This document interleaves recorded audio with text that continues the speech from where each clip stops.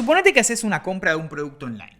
Desde que cliqueas en comprar hasta que el producto llega a tu casa, este producto podría pasar por una serie de estados.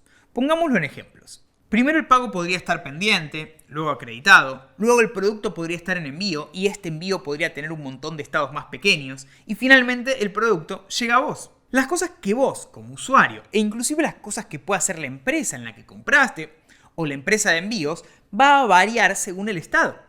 Tal vez, si vos sabés que el pedido está enviándose, te organizás para quedarte en tu casa y esperarlo. De forma similar, al generarse un componente en React, el mismo tiene un ciclo de vida. Entonces, el ciclo de vida de un componente no es más que una serie de estados por los cuales pasa todo componente a lo largo de su existencia. Esos estados tienen correspondencia con diversos métodos que podemos implementar para realizar acciones cuando los mismos se van ejecutando. En React es fundamental el ciclo de vida porque hay determinadas acciones que debemos necesariamente realizar el momento correcto de ese ciclo. Ese es el motivo por el que hay que saber muy bien cuáles son las distintas etapas por las que pasa la ejecución de un componente de React. No es un tema trivial y tiene diversos matices. En esta oportunidad trataremos de tocar el tema de una manera bastante amigable para que, como siempre, se entienda todo lo mejor posible. Antes de comenzar, vale la pena aclarar que estas características son algo específico de los componentes con estado, ya que los componentes sin estado tienen apenas un método que se usa para renderizar el componente y React no controlará su ciclo de vida a través de los métodos que lo administran. También vale la pena aclarar que el ciclo de vida trata de 3 puntos clave de todo componente: el montaje, la actualización y desmontaje del componente. Si hablamos del montaje del componente, el método del ciclo de vida se llama component.didMount. Este es un método que solo se ejecuta en el cliente y se produce inmediatamente después del primer renderizado del componente. Una vez que se ejecuta este método, quedarán disponibles los elementos asociados al componente dentro del DOM. Algo muy importante a tener en cuenta con este método es que si existe la necesidad de realizar llamadas asincrónicas a una API para contar con esa información desde el momento inicial en el que se renderiza el componente en pantalla, este es el método indicado para realizarlas. De lo contrario, dicha información no estará disponible al momento de la renderización. Al implementar este método dentro de la clase componente, el mismo deberá verse así.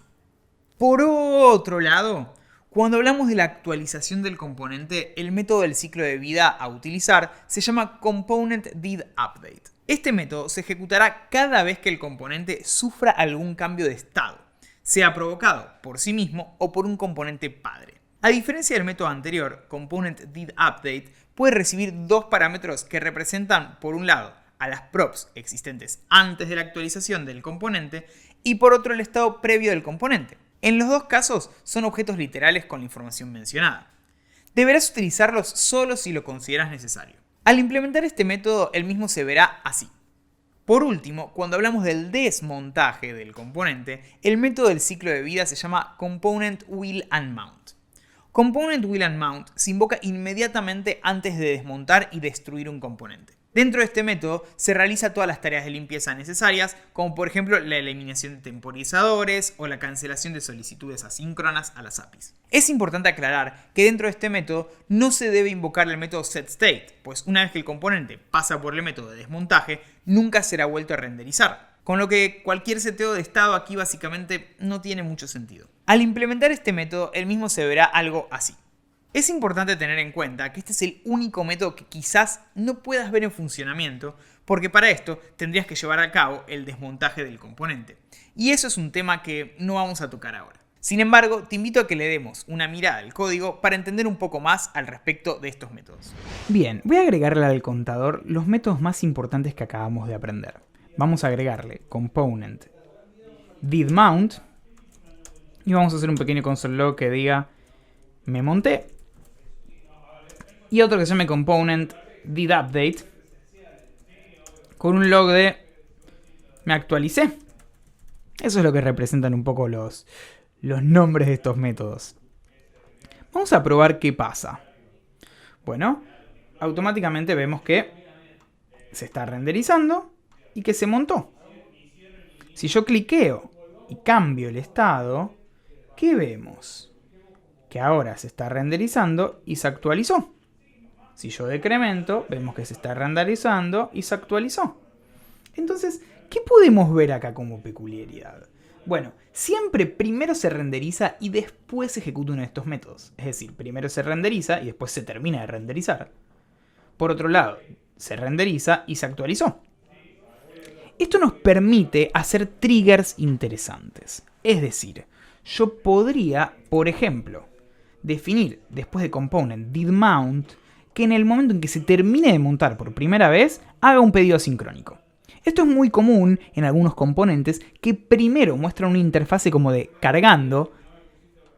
Cuando se termina de mostrar la interfase de cargando, se ejecuta component didMount, se pide un pedido a la API y luego se vuelve a ejecutar render, ya con la información actualizada. Component didUpdate nos permite para, por ejemplo, hacer una notificación de que ya tenemos la información. De este modo podemos controlar a través de eventos específicos que nos da React, como Component didMount o Component didUpdate, la posibilidad de atrapar momentos muy específicos del componente y así definir lógica asociada a estos momentos tan específicos. Insisto, tanto Component didMount como Component didUpdate se ponen fundamentales cuando empezamos a trabajar con APIs asincrónicas, para poder atrapar cada uno de los momentos y siempre darle información actualizada al usuario. Como lo ves, trabajar con el ciclo de vida de un componente es algo que a simple vista no parece tan sencillo, pero que una vez entendido se hace bastante amigable y útil de implementar. Para finalizar, te dejo esta imagen para que te empieces a sentir un poco más cómodo o cómoda con este ciclo de vida de un componente. Por supuesto que el ciclo de vida de un componente es un tema mucho más amplio y podrías seguirlo investigando para conocer otros métodos y cómo utilizarlos. Pero vamos hasta acá y vamos a poner manos en el código para ver qué tanto entendiste de todo esto.